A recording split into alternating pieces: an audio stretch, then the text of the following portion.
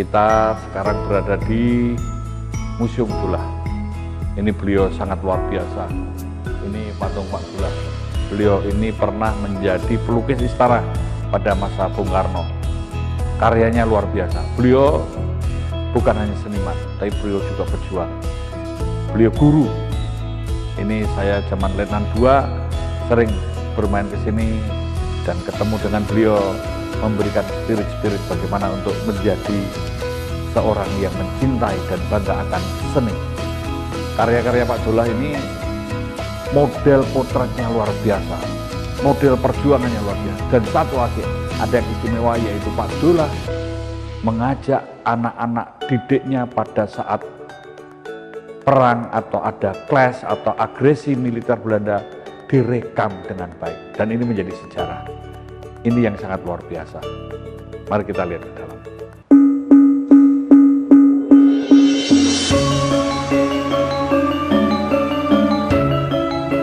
Ini salah satu contoh karya Pak Dullah yang berkaitan dengan kemanusiaan.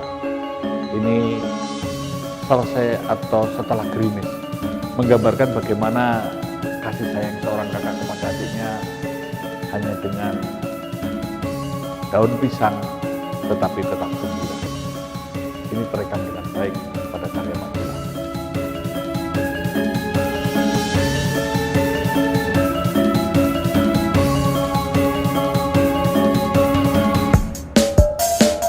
Pak Dullah selain melukis, beliau juga mengkoleksi karya teman-temannya. Ini ada karya pelukis Sudibyo. Ini karya-karya Pak Sudibyo. Ini beliau teman dari ini pelukis Wakibi. Ini juga karya Pak Sudibyo. Nah ini karya Pak Sudiono juga ada di sini. Saya lihat ini ada Pak Afandi juga. Nah, ini karyanya. Beliau selain ini juga mengkoleksi seket. Ini karya-karya Pak Sudiono. Ini maestro-maestro seni Indonesia. Pak Dullah tidak hanya mencintai seni, tetapi beliau juga membanggakan, mengkoleksi, melestarikan hingga detik ini. Ini museum ini kalau nggak salah sudah lebih 30 tahun masih berjalan. Kita lihat lagi, ini karya Pak Sujoyono, ini karya Pak Haryadi. Nah, ini Pak Dullah dilukis Pak Fandi. Ini karya yang ini. Dan ini potret dulu juga Pak Dullah dilukis oleh Pak Afandi. Ini karya Basuki Abdullah. Nah ini Ibu Tirto Suwiryo.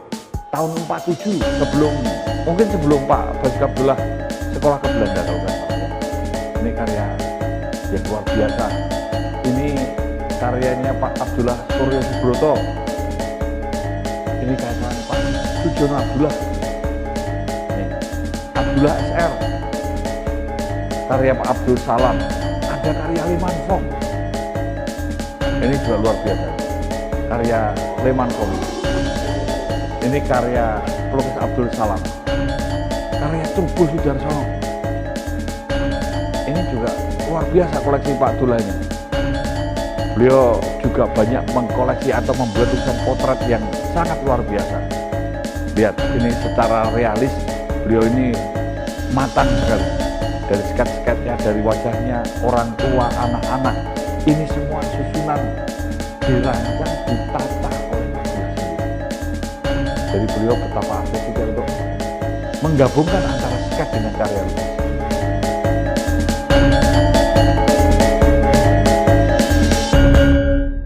Karya Pak Dullah ini juga ada tentang heritage. Ini ada salah satu relief Borobudur yang dilukiskan begitu artistik oleh Pak Dullah. Dari garis, gaya, warna, dan sapuan-sapuannya ini sangat luar biasa dengan bingkai model Bali. Ini beliau sangat mengapresiasi seni.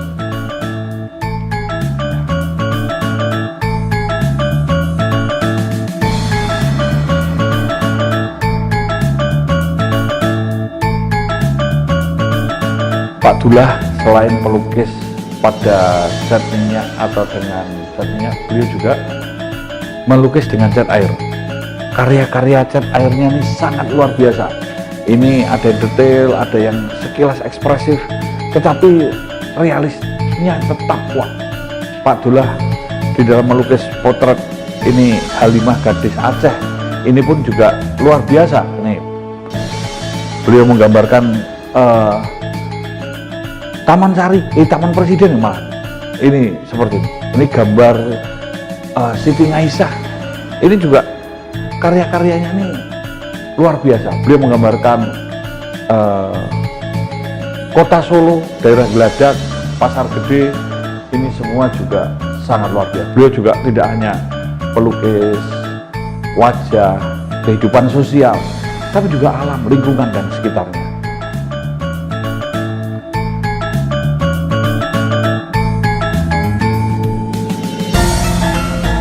Ini Ibu Dullah. Ini begitu luar biasa dilukis oleh Pak Dullah dengan gaya realis yang luar biasa, dengan teknik yang tinggi. Gaya realis Pak Dullah memang khas beliau, khas untuk Indonesia. Tentu beliau sebagai pejuang juga apa yang diungkapkan melalui seni, peradaban yang dibangunnya pada seni rupa ini menunjukkan sesuatu hal yang selalu menginspirasi. Dan hasilnya memang luar biasa.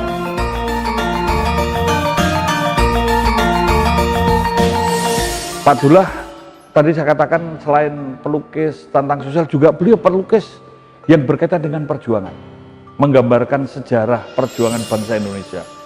Ini judulnya Gadis Kurir Gerilya. Waktu dipamerkan, seorang ibu meneteskan air mata melihat bagaimana penderitaan nasib gadis-gadis yang menjadi kurir para gerilya. Mereka tertangkap, mereka disiksa, mereka pun dianiaya. Bahkan mereka juga diperlakukan tidak manusiawi. Pak Dullah menggambarkan pada kondisi dan posisi ini dengan sempurna. Pada posisi inilah menunjukkan bahwa sesuatu yang luar biasa, passion, kedalamannya, roh dan jiwanya, ini taksunya ada sesuatu yang keren dari semua karya Pak Dullah.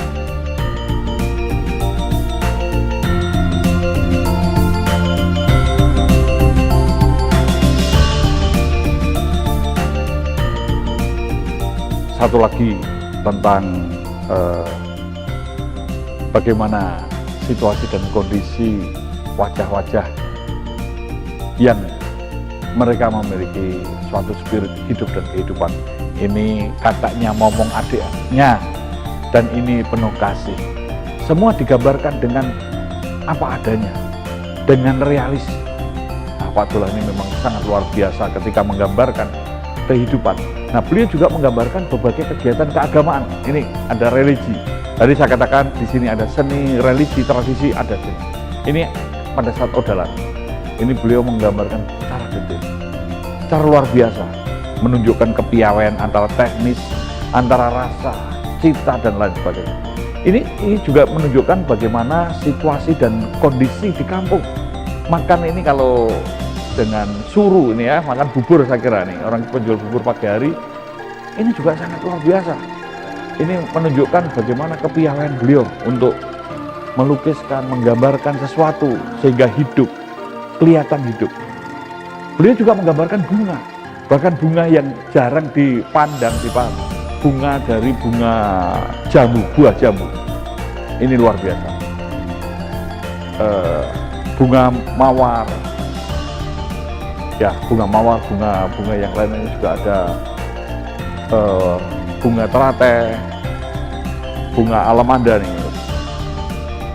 Ini bunga alamanda, ini bunga torong, ini ada bunga lili putih.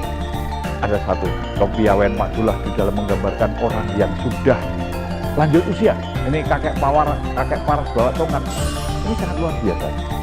Ini seket sampai kepada finishingnya nih menunjukkan sesuatu yang sempurna. Ini nenek dengan tengkuluk kuning ini juga raut muka wajah nenek-nenek ini sangat luar biasa. Lukisan kasih ibu ini, dan ini bagaimana tentang anak, ekspresinya bisa dilihat pada lukisan ini. Ekspresinya ini juga menunjukkan kedalaman, kepiawaian Pak Dullah untuk menggerakkan dengan cepat sekali, begitu ya. tapi hidup dan ada taksinya di situ.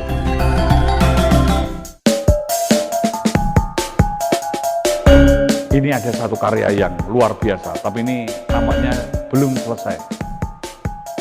Saya tidak tahu ceritanya bagaimana tepatnya, tapi menunjukkan bagaimana Bung Karno di dalam menghadiri rapat akbar. Di sini Bung Karno ini menunjukkan kecintaannya kepada bangsanya, dan ini digambarkan luar biasa. Ini kalau nggak salah Pak Adam Malik ini, kalau nggak salah ya wajahnya ini. Jadi ini Bung Karno pada saat ada rapat di Ikada, lapangan Ikada, ini juga dilukiskan, tapi nampaknya tidak diselesaikan. Saya tidak tahu kenapa belum selesai, karena lukisan padahal ini sangat luar biasa. Ini juga menunjukkan kedekatan Dullah dengan Bung Karno.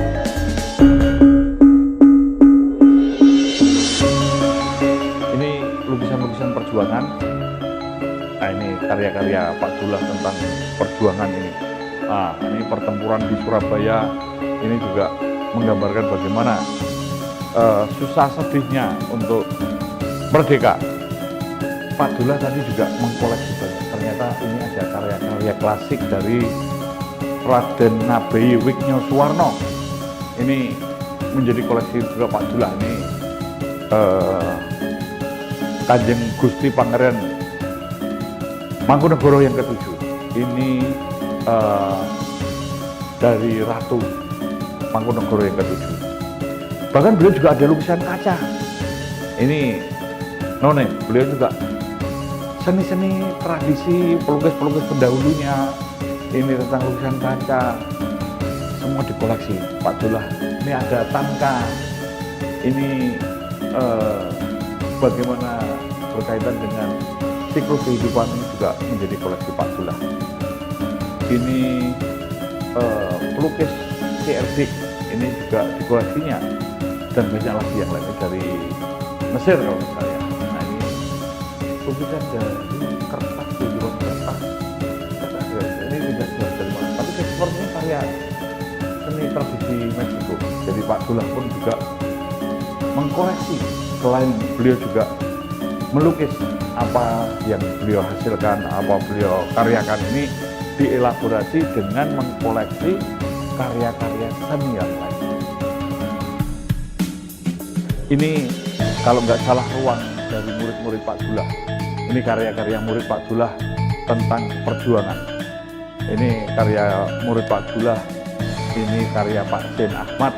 Nah, ini yang tadi saya katakan, bagaimana anak-anak waktu itu, Muhammad Toha dan teman-temannya itu melukis situasi kondisi agresi militer. Ini juga sangat monumental. Ini tidak terulang, karya anak-anak yang pada waktu itu spontan di lapangan melihat apa yang dia rasakan, apa yang dia lihat. Pak Dullah juga mengkoleksi untuk pawukon ini kalau tidak salah. Ini gambar-gambar karya seni klasik Jawa. Ini ada wayang beber. Ini ada, wah ini kalau nggak salah Begawan Durno nih ya. Tapi nggak tahu nih siapa nih. Tapi yang ingin saya tunjukkan adalah betapa beliau juga mencintai karya-karya seni tradisional. Ini wayang beber ini menjadi koleksi, dan ini juga ada ukiran dari Bali kalau nggak salah. Ini akar yang diukir sedemikian rupa. Ini dulu kalau nggak salah dipasang di luar, tapi ini sekarang di dalam. Ini juga bagaimana Pak Dullah juga wayang-wayang dari berbagai gaya ini juga dikoleksi oleh beliau. Dan ternyata ada gerabah, ada boneka, ada lemari, ada macam-macam. Jadi ini memang layak untuk menjadi pusat studi ya, saya kira, untuk menjadi pembelajaran, perbandingan bagaimana ke depan menumbuh kembangkan seni rupa di Indonesia. Ini juga perlu mendalami atau mempelajari bagaimana Pak Dullah menanamkan cinta, rasa akan kebangsaan melalui seni rupa. Tadi di sana saya kira untuk hal-hal yang bersifat klasik Jawa, tapi ini kalau saya melihat karya-karya dari Bali, ternyata Pak Dullah juga mengkoleksi karya-karya pelukis Bali. Jadi beliau ini sangat luar biasa. Beliau di Bali pernah tinggal di Sanggar Peceng, tapi beliau juga mengapresiasi, beliau juga mengkoleksi. Ini kalau tidak salah nih model copot ini karya-karya pematung-pematung legendaris, pematung-pematung yang maestro. Ini juga lukisan-lukisan ini menurut saya juga mempunyai suatu nilai historis yang tinggi. Jadi seni ini menjaga peradaban. Seni merupakan suatu refleksi jiwa. Seni juga menjadi suatu bagian dari hidup dan kehidupan. Karena seni, kita mampu menjaga peradaban untuk menjaga keteraturan agar manusia selalu hidup berkembang dan semakin manusiawinya